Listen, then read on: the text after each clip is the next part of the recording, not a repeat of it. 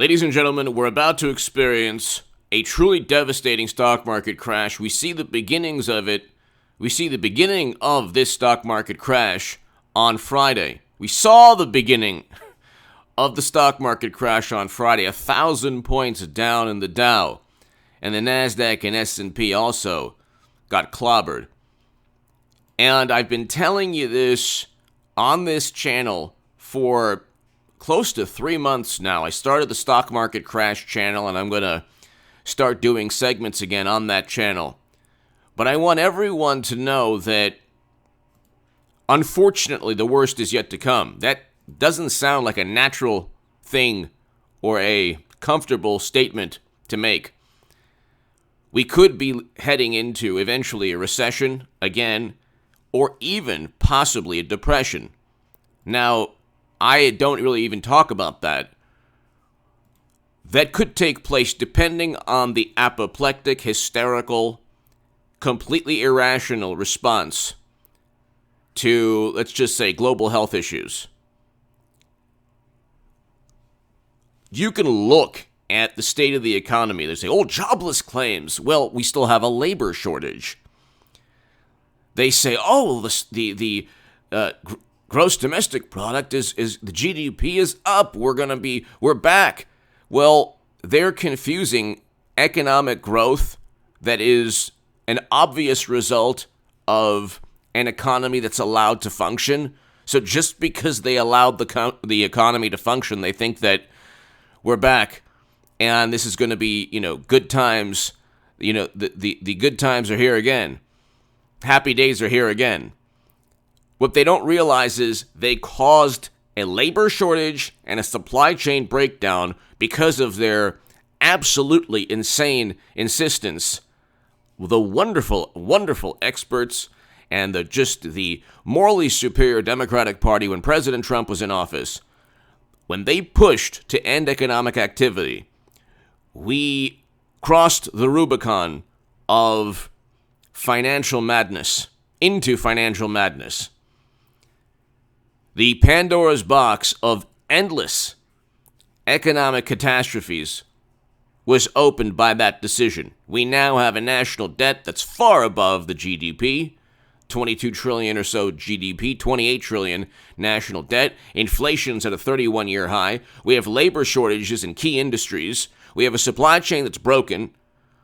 And we have, just on fears, just on media-driven, or I should say, legitimate fears, fine, but just on emotion, we have a 1,000-point drop on the potential for apoplectic, hysterical, very, very intelligent experts to steer our economy into oblivion yet again. And there's a choice. So when people say, it was what? No, it's your reaction to what. It was the reaction, ending economy, ending economic activity,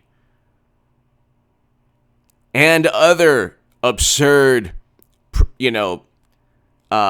laws or decisions that don't focus on economic growth. But here, you can look. The 1,000-point drop is going to likely be a drop in the bucket.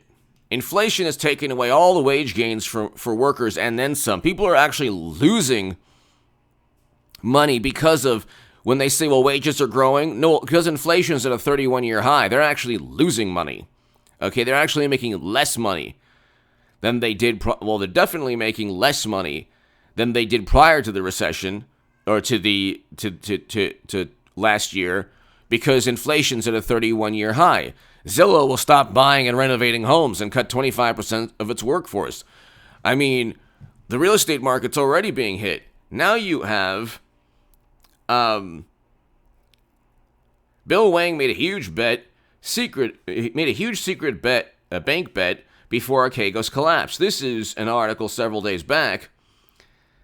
The owner of the hedge fund that went under last year actually But buried in the billions Bill Wang wagered and lost, the man behind Archegos Capital Management used derivatives to secretly build a more than 20% stake in a U.S. regional bank right under the noses of financial watchdogs.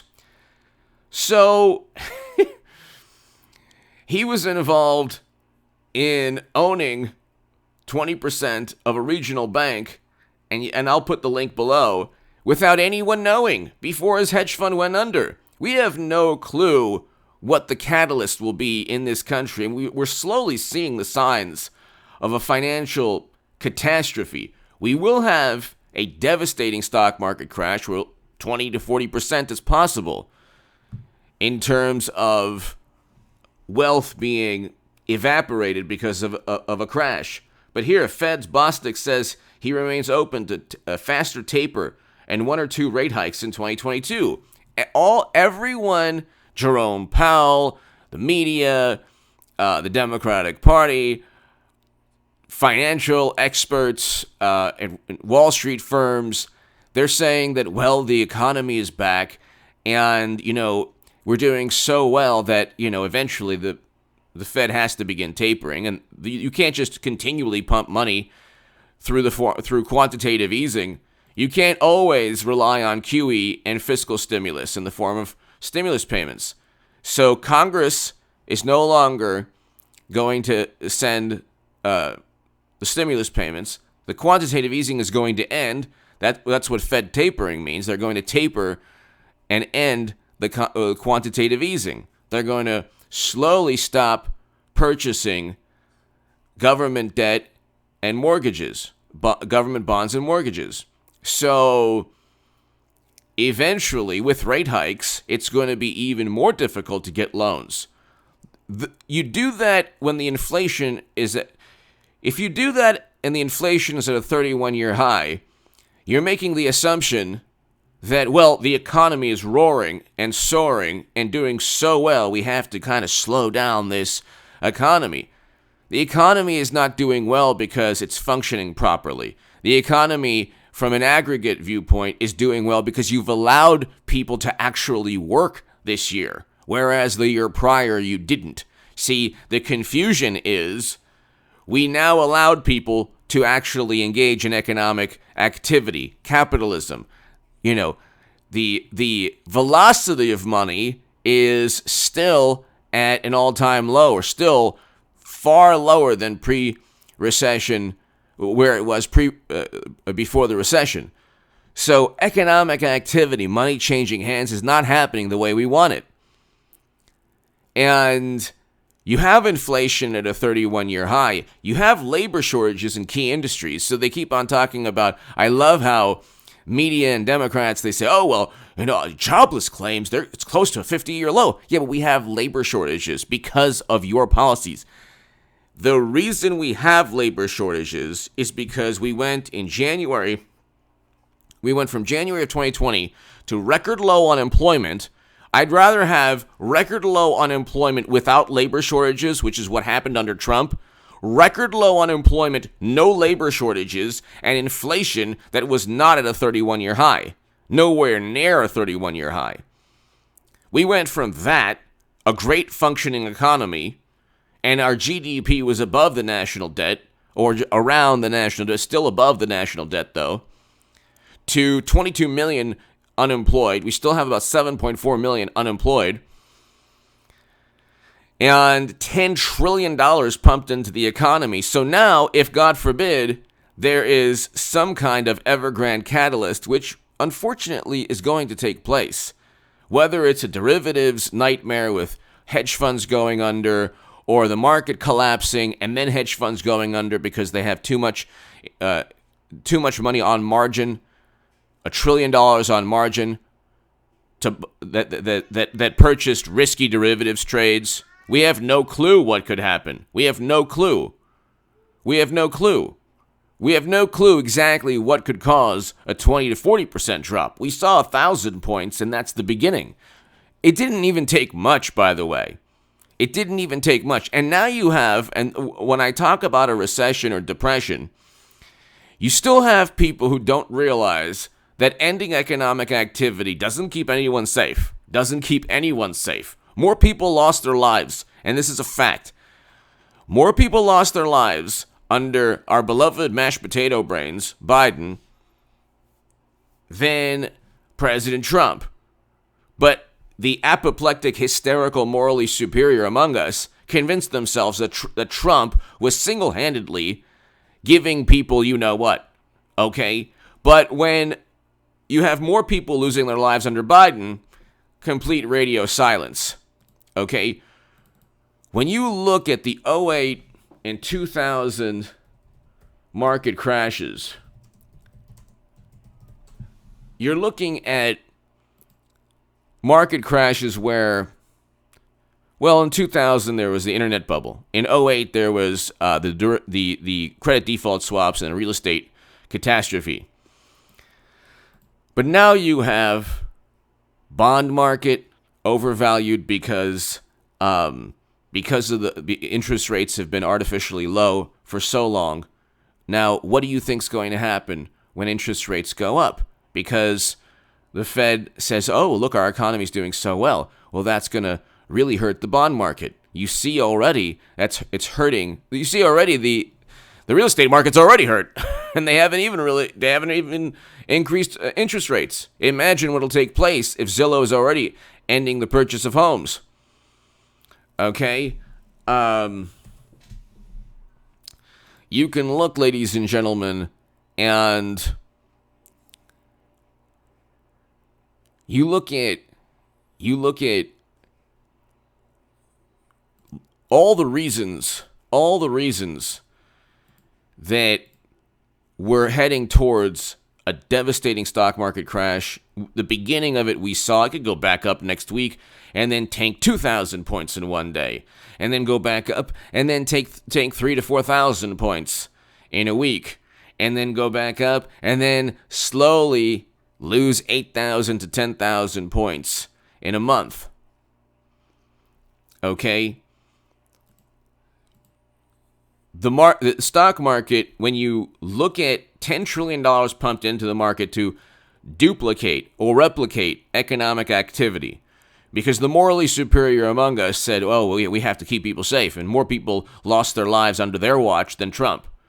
Okay? Now they're still focused on the same thing because nothing they do will ever end a, horrible situation that I won't even discuss.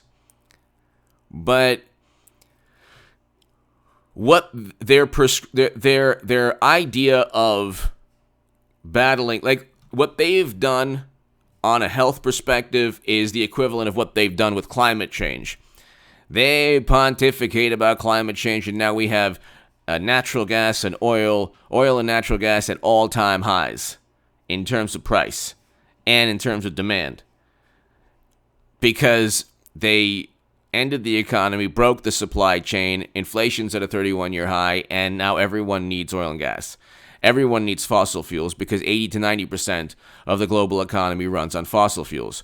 So their policies making it more difficult to extract fossil fuels led to record highs in demand. Their policies, when it comes to you-know-what, lead to economic devastation, which makes people less safe.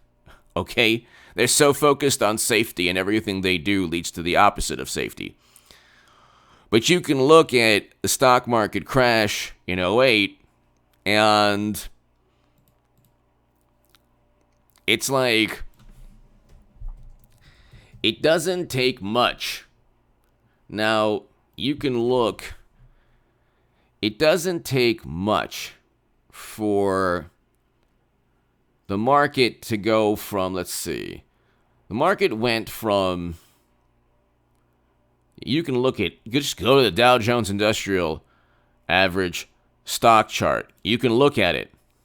It was up to, let's see, 13,357. Or 13,000, it was almost at 14,000. So 13,806 on October 26, 2007.